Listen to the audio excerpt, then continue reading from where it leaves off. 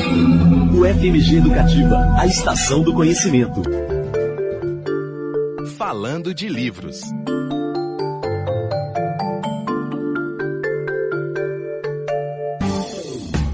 Bom dia, nós estamos de volta com o Universo Literário. E diplomata importante para a história do Ministério das Relações Exteriores, João Cabral de Melo Neto inaugurou uma nova forma de fazer poesia no Brasil.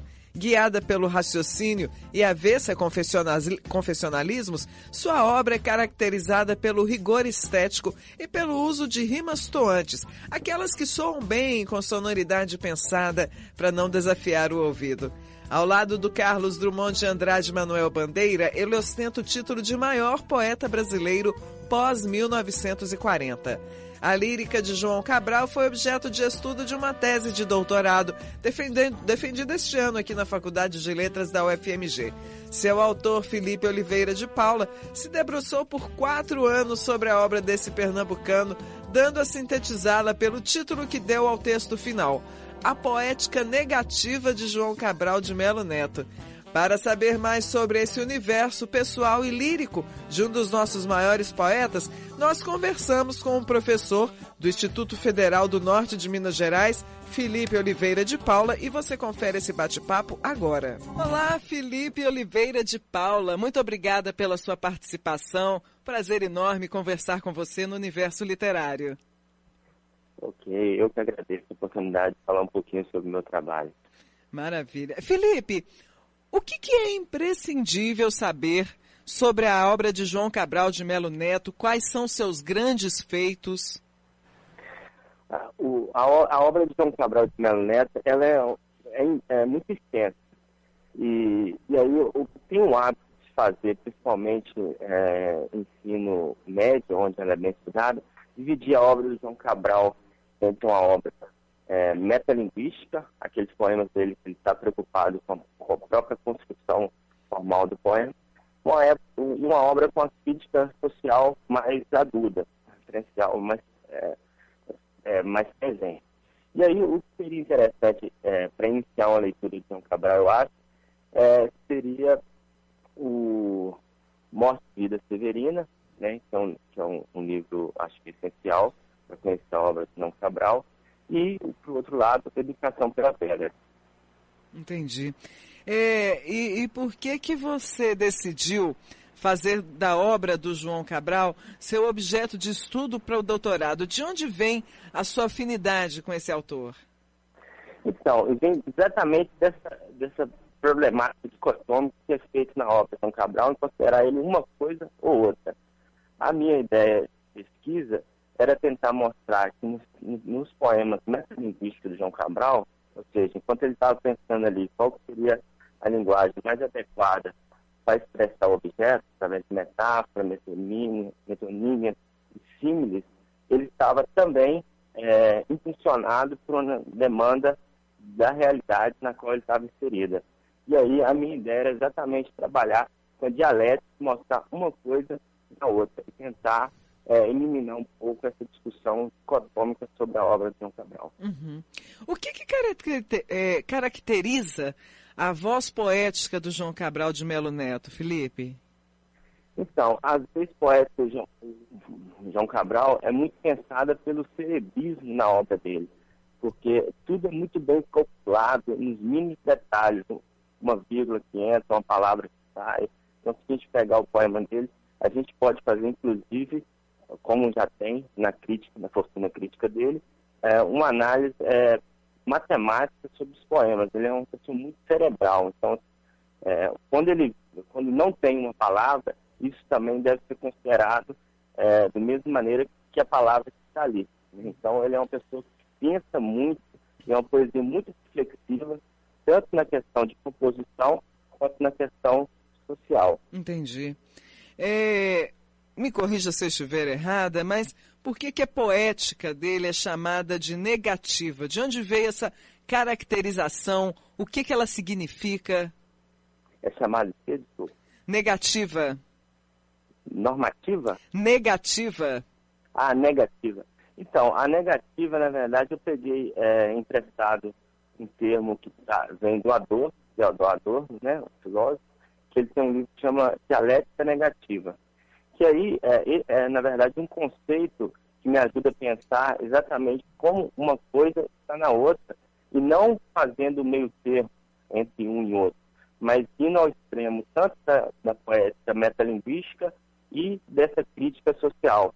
Então, negativa, na verdade, é que ele faz uma leitura às avessas do que está sendo proposto. Então, a gente tem que considerar a poética negativa de João Cabral, principalmente do jeito que ele monta, ou a feitura do poema, para demonstrar que há uma crítica social muito grande, assim como uma crítica da linguagem.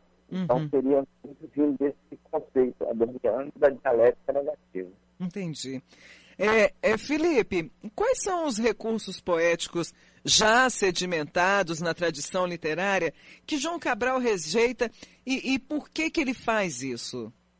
Então, o João Cabral de Melo Neto, ele vai, por exemplo, rejeitar ou tentar eliminar o máximo possível da subjetividade do eu lírico na concepção da poética. Exatamente porque ele tem esse aspecto mais cerebral, então ele tenta dar menos voz a essa subjetividade do eu lírico e tentar pensar de uma maneira um pouco mais cerebral mesmo, estrutural, né? Além disso, o João Cabral, ele vai rejeitar uma ideia de poesia espontânea, que seria, por exemplo, uma parte do romantismo que entrou para trabalhar, uma parte do modernismo também pisou nisso, como se a poesia fosse algo espontâneo. Ele não agrega a sua poesia, por exemplo, a questão da espiritualidade, que está muito presente também no modernismo. Então ele vai dialogando com essas tendências, e ele dialoga rejeitando isso, ao mesmo tempo que ele vai compondo a sua poesia. Que aí que vem também a ideia um pouco da dialética negativa. Porque ele não só rejeita por rejeitar, mas ele rejeita mostrando por que ele está rejeitando ao longo do seu poema. Então, é nesse processo de rejeição, inclusive, que vai auxiliar a composição do seu poema. Não sei se eu fui... Foi claro. Por outro lado, quais são os que ele assimila e por quê? Então, aí ele vai dialogar com vários momentos literários, né? Ele dialoga desde lá do construtivismo, que ele pega uma questão mais plástica para dialogar, assim, uma questão ideológica do construtivismo, que a arte está ligada com a realidade, né? Só que de uma maneira mais complexa e não diferencial.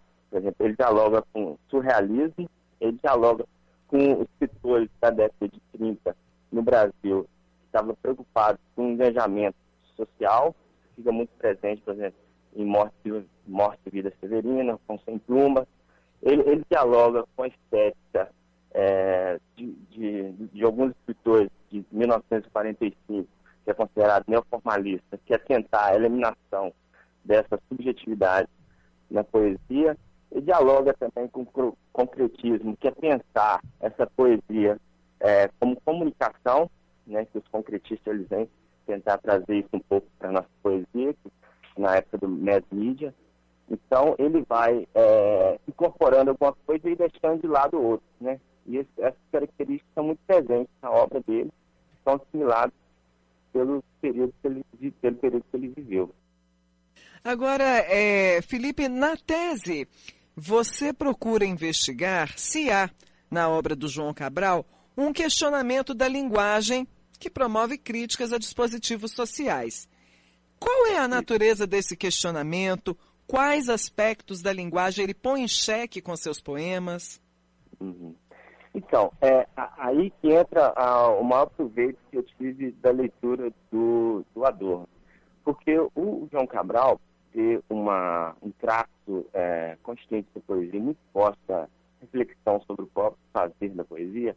Ele questiona a todo momento a naturalização de algumas imagens, ou a naturalização de alguns conceitos, né? Então, por exemplo, ele tem um poema que chama Antiódio, que ele fala assim: poesia te escrevia, flor conhecendo que é fezes. Então, ele vai questionando essa naturalização de associar flor a uma coisa bela, ornamental, muito bonita. Então, o que ele faz nisso aí é mostrar que por trás dessa imagem de flor existe ali uma coisa que não entra quando normalmente é utilizada essa imagem, que é a questão da sede, né? Uma coisa mais rasteira, uma coisa mais podre.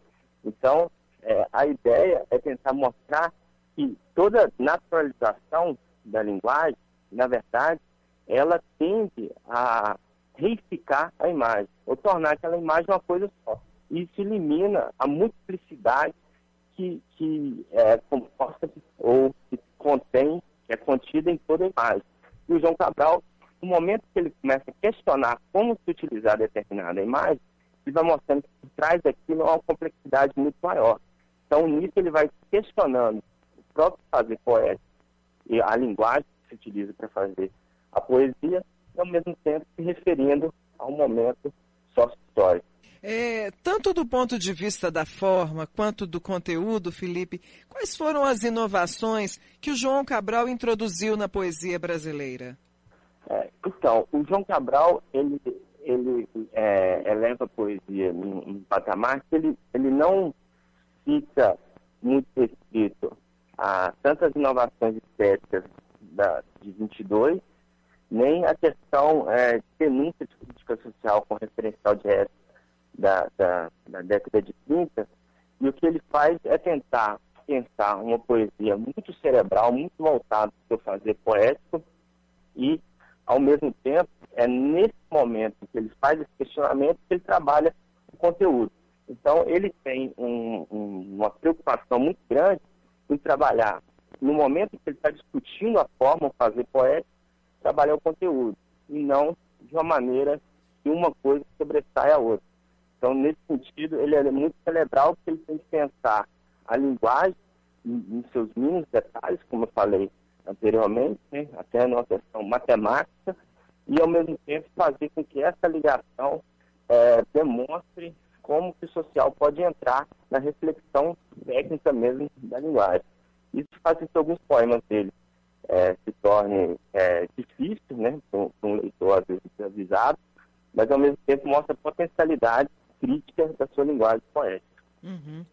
Agora, Felipe, você pensa que é possível perceber ecos e influências da lírica do João Cabral na poesia feita hoje no Brasil? Se sim, quais autores você percebe isso?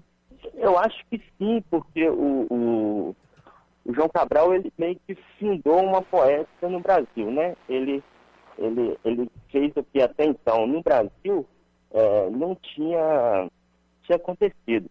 E um poeta que dialoga, talvez, negativamente com João Cabral é o Marcos Giscard.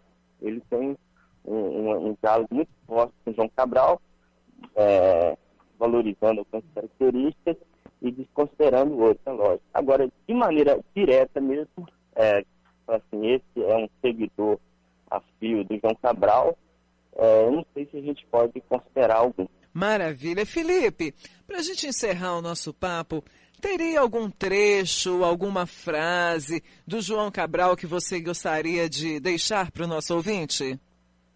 Sim. Eu pensando muito no ambiente que a gente está vivendo agora, contemporaneamente, principalmente agora, nesse ambiente conturbado das eleições, que a gente está meio num momento nebuloso, né? A gente não sabe o que vai acontecer daqui para frente. Eu gostaria de citar um poema famoso dele que se chama Tecendo Amanhã, que faz parte do livro Educação pela Pedra, que diz assim: um galo sozinho não tece amanhã. Ele precisará sempre de outros galos, de um que apanha esse grito, que ele o lance a outro, de um outro galo que apanha o grito de um galo antes e o lance a outro, e de outros galos que com muitos outros se cruzem os fios de sol de seus gritos de galo, para que amanhã veja uma teia tênue se vá tecendo entre todos os galos, e se incorporando em tela entre todos, se erguendo tenda, onde entre todos se te entretendo para todos, de todo amanhã, e plana livre de armação. Amanhã, todos em tecido tão aéreo que tecido se eleva por si, luz balão. Esse é o poema do João Cabral, que eu acho que nos ajuda a pensar um pouco, não só na obra do João Cabral, que ao mesmo tempo que ele vai mostrando como que ele pensou a composição de toda uma poética dele, mas nos leva a refletir um pouco sobre esse momento conturbado que a gente está vivendo.